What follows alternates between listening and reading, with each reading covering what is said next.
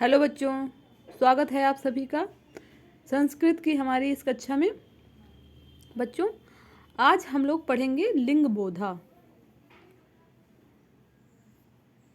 लिंग बोधा में हम लोग जानेंगे लिंग के बारे में कि लिंग होता क्या है और ये कितने प्रकार का होता है। ठीक है, तो आइए शुरू करते हैं इस वीडियो को और देखते हैं लिंग की परिभाषा।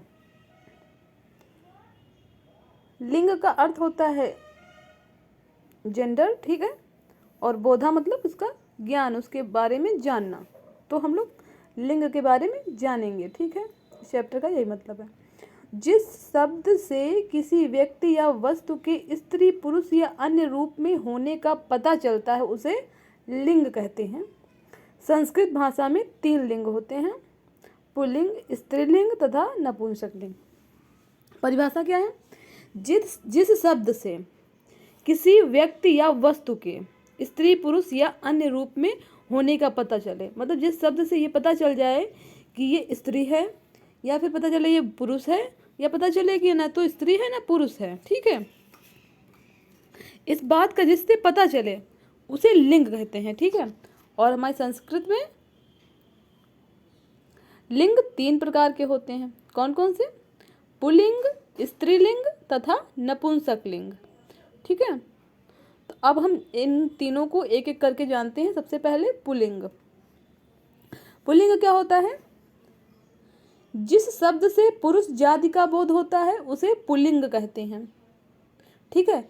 जिस शब्द से पता चले कि ये पुरुष है या पुरुष जाति है से बिलोंग करता है या पुरुष जाति का है, ठीक है, उसे पुल्लिंग कहते हैं, ठीक है। अकारांत पुल्लिंग शब्द मूल शब्द के अंत में विसर्ग जोड़कर बनते हैं, यथा बालक, बालक के साथ अह यानी कि अह की बिंदी यानी कि विसर्ग लगा दिया उसके साथ, ठीक है।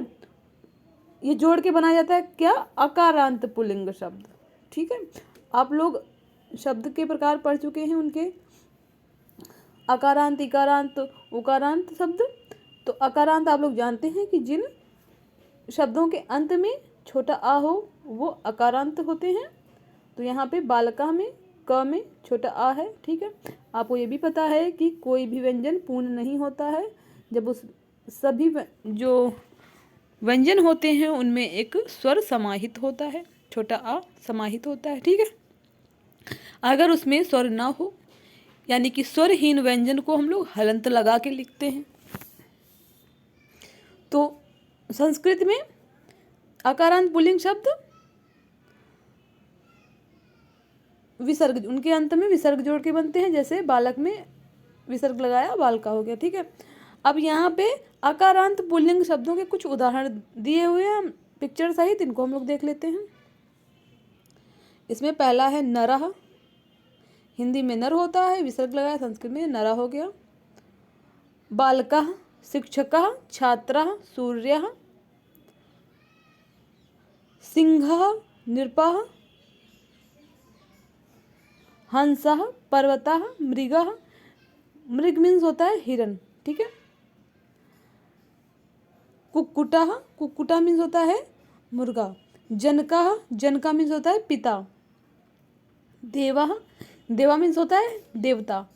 पुत्रः, अजः, अजा मीन्स होता है बकरी। श्रमिकः, श्रमिका मीन्स होता है मजदूर। घटः, घटा मीन्स होता है घड़ा। पादपः, पादपा मीन्स होता है पौधा। सैनिकः, सैनिका मीन्स होता है सैनिक, ठीक है। मूषकः, मूषकः मीन्स चूहा, ठीक है। तो ये थे कुछ अकारांत पुल्लिंग शब्द। तो आप लोगों को पुल्लिंग समझ में आ गया, ठीक है। तो अब बढ़ते हैं अगले लिंग की ओर, यह है स्त्रीलिंग, ठीक है। इसकी परिभाषा है: जिस शब्द से स्त्री जाति का बोध होता है उसे स्त्रीलिंग कहते हैं। यानी कि जिन शब्दों से हमें पता चले कि ये स्त्री है तो वहाँ पे स्त्रीलिंग होता है, ठीक है। और आकारांत स्त्रीलिंग शब्द अपने मूल रूप में ही रहते हैं, यथा बालिका, ठीक है। इनके साथ कुछ भी जोड़ा नहीं जाता है। अगर बालिका है तो ये आकारांत, ठीक है। आकारांत जहाँ पे लास्ट में बड़ा आ हो, ठीक है, यहाँ बड़ा की मात्रा है तो ये आकारांत हो गया। तो इनके साथ कुछ भी ऐड नहीं होता, ये मूल रूप में ही रहते हैं। यहाँ पे कुछ आकारांत स्त्री लिंग शब्दों के उदाहरण दे रखे हैं, वो हम लोग देख लेते हैं। कन्या, महिला, शिक्षिका, छात्रा, ग्रीवा मीन्स गर्दन,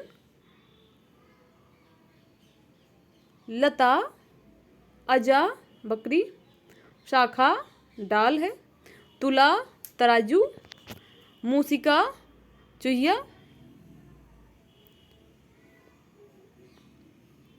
तूलिका ब्रश कलर करने वाली कूची, अम्बा माता, कलिका कली, कोकिला कोकिला मीन्स कोयल, सेविका सेविका मीन्स नौकरानी, शिला शिला मीन्स पत्थर होता है, लेखिका, गायिका, सरिता सरिता मीन्स नदी होता है, पिपीलिका पिपीलिका मीन्स चींटी होता है। ठीक है, तो ये स्त्रीलिंग शब्द थे। आप लोगों को स्त्रीलिंग शब्द समझ में आ गए, स्त्रीलिंग समझ में आ गया क्या होता है। तो बढ़ते हैं अगले लिंग की ओर। यह है नपुंसक लिंग। ठीक है, नपुंसक लिंग की परिभाषा देखते हैं। जिस शब्द से ना तो पुरुष जाति का बोध हो ना ही स्त्री जाति का बोध हो उसे नपुंसक लिंग कहते हैं। आकारांत नपुंसक लिंग मूल शब्द के अंत में म आदिम जोड़कर बनते हैं। ठीक है, परिभाषा में क्या कह रहा है, जिस शब्द से ना तो पुरुष जाति का बोध हो ना ही स्त्री जाति का बोध हो, यानी कि जिस शब्दों को पढ़ने से नहीं पता चलता कि ये स्त्री है या पुरुष, वो सारे शब्द नपुंसक लिंग के अंतर्गत आते हैं। ठीक है, उदाहरण दे रखा है जल प्लस म जलम। ठीक है, जल नपुंसक लिंग शब्द है और इसको संस्कृत में म, देखिए यहाँ पे लिखा हुआ है ना, आधि म जोड़ के बनाएंगे तो यहाँ पे जल प्लस आधि म जलम हो जाएगा। ठीक है, अब आकारांत नपुंसक लिंग शब्दों के कुछ उदाहरण नीचे दिए हुए हैं, वो हम लोग देख लेते हैं। कमलम, पुष्पम, आम्रम, कमल कमल का फूल, पुष्पम कोई भी पुष्प कोई भी फूल, आम्रम आम, फलम फल। ठीक है, नेत्रम आंखें नेत्र, उपनेत्रम चश्मा, जलम जल पानी, पात्रम बर्तन, मोदकम लड्डू, मिष्ठानम मिठाई, मुखम मुखम मुंह मुख, शरीरम शरीर, पत्रम पत्ती या पत्र, छत्रम छाता, भवनम घर। ठीक है,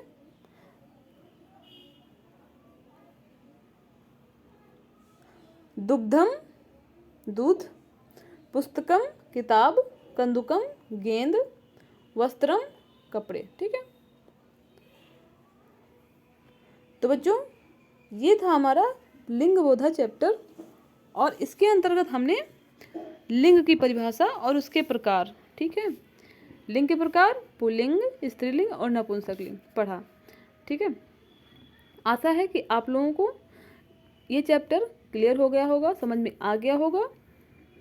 अगर आप लोगों को कुछ भी डाउट है या कुछ भी समझ में नहीं आया है, कोई क्वेरी है, कोई क्वेश्चन है, तो आप लोग कमेंट बॉक्स में कमेंट करके पूछ सकते हैं।